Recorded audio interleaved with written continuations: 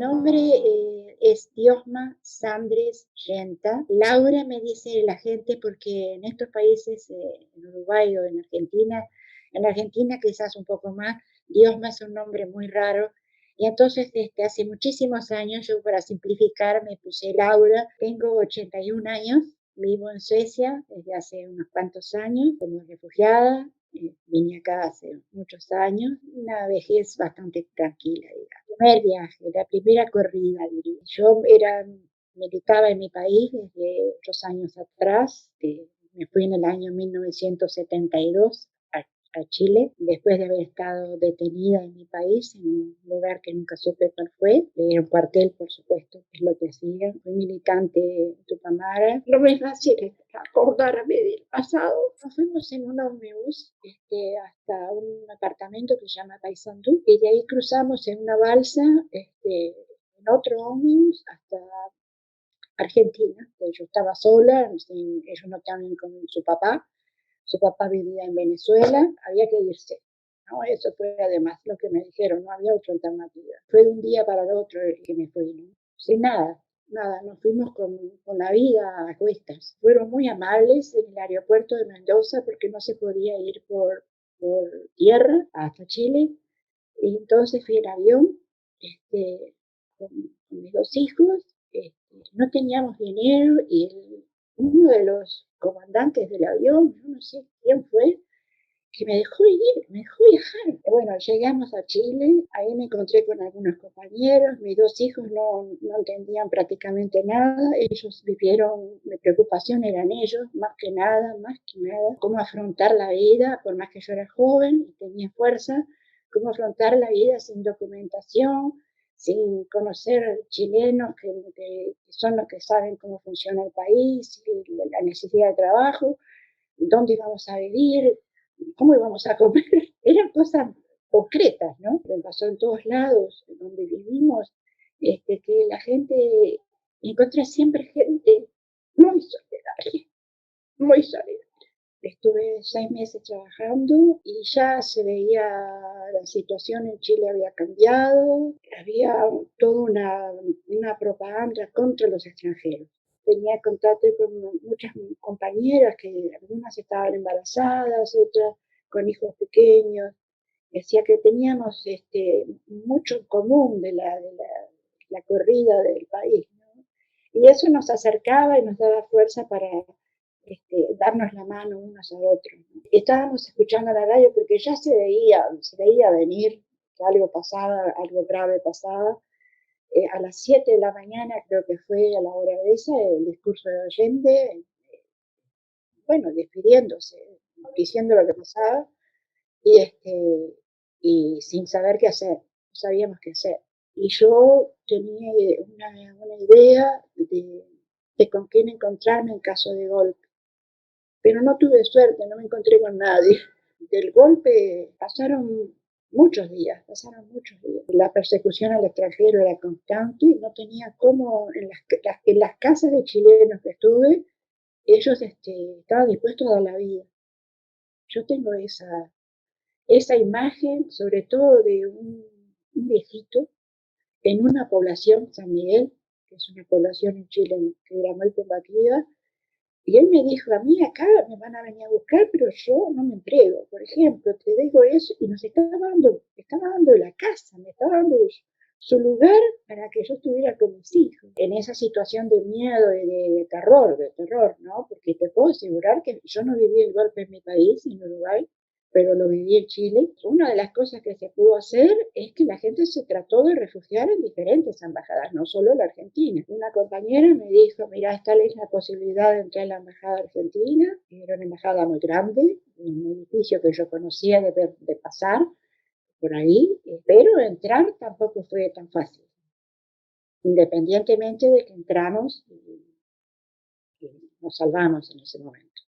Tuvimos suerte. Las embajadas estaban custodiadas por soldados chilenos, que no querían que nadie entrara, por supuesto, ¿no? Nosotros entramos corriendo, por supuesto que sí, corriendo, los dos nenes y yo. Yo entré sola con los nenes, un poco disfrazada de chilena, llevaba un poncho muy largo, donde llevaba un atadito de ropa, con una valijita muy pequeña, y tenía que llevar a mis hijos de la mano, o sea que no podía tener nada. Entonces hicimos una corrida, veníamos por la calle porque no te dejaban ir por la vereda,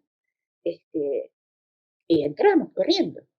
Y cuando sentimos que se daban vuelta con el arma apuntando, ya estábamos adentro y ellos saben que no pueden tirar ahí. Estuve 40 días. Mira, la entrada fue, cada vez que una persona entraba, muchos que entraron muchos puntos, eran unos abrazos y unas risas y unos llantos, ¿viste? Porque bueno, era como un poco sentir que se salvaba la vida. Esa fue la primera impresión y fue el recibimiento de toda la gente que ya estaba ahí adentro. Éramos cientos de personas adentro de la embajada, que era enorme. Esa fue la primera impresión. Después vinieron las situaciones concretas donde hay mucha gente con distintos problemas, distintas culturas, experiencias de vida, militancia, gente que había estado presa, gente que, bueno, niños embarazadas, había un pueblo entero ahí adentro. Mis hijos no entendían nada, pero ellos no entendían, no entendían, y lo único que se apegaban a mí, ¿entendés? Era yo era como, no sé, más grande de lo que soy, de lo que era el punto de familiar, era su mamá. Por un lado, también ellos tenían como una aventura, porque no eran los únicos niños grandes. Entonces, y se peleaban y jugaban con otros niños y se morían de hambre, porque tenían hambre bárbaro, ellos soñaban con la comida.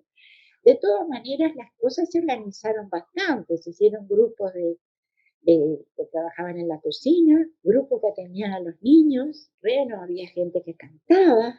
Me acuerdo de un argentino que tiene una voz maravillosa, que entró con un sobrino, un primo, no sé, un muchachito muy joven, tenía una hermosa voz, se le daba por cantar, era hermoso que cantaran esa inmensa mansión, así con todos los problemas que teníamos allá adentro. Lo que a mí me preocupaba era que me sentía desterrada, sin tierra, no tenía,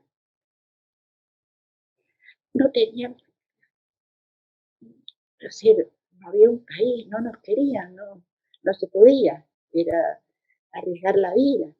Y si uno quiere arriesgarla, la arriesga, pero yo no iba a arriesgar la vida de mis dos hijos. Nosotros nos fuimos los penúltimos, un grupo de gente que salimos en un avión militar hacia Santa Fe, confinados. Nos separaron, los brasileños fueron a Paraná. Entonces encontramos un familiar, ya esto en Buenos Aires, y yo lo primero que quería hacer era trabajar. Entonces, este familiar me dijo que tenía una pieza en una casa que estaba abandonada, y ahí fuimos, a esa casa, que realmente estaba abandonada. Y ahí conseguí un trabajo con una agencia, trabajé en FATE, y mis hijos quedaban solos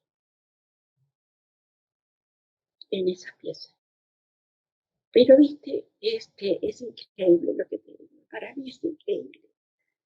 En esa casa, en la parte de la azotea, vivía una pareja y nos empezamos a relacionar. Y la muchacha era maestra. Y cuando vio que mis hijos se quedaban solos porque yo iba a trabajar, ella se los llevaba a la escuela. Es que es en todos lados, no existe toda solo oscuridad. En Argentina viajé porque ya no había más lugares para intentar. No podía volver a Uruguay, tampoco a Chile, en Argentina. Viajé con un salvoconducto a Cuba y antes pasé por Perú. Y en Perú me sacaron el salvoconducto de migraciones, te saca era el documento que tenía. Y también encontré gente que había estado en la embajada argentina y que yo había notado los nombres, que eran peruanos y que me dieron durante la semana que tuve que estar, que me brindaron todo el apoyo con mis hijos. Y lo único para señalar que cuando uno se siente acorralado, que te acorrala la vida a veces por otros motivos, no solo políticos, te puede acorralar por distintos motivos, siempre es verdad, no hay filosofía barata, siempre hay gente que te da la mano.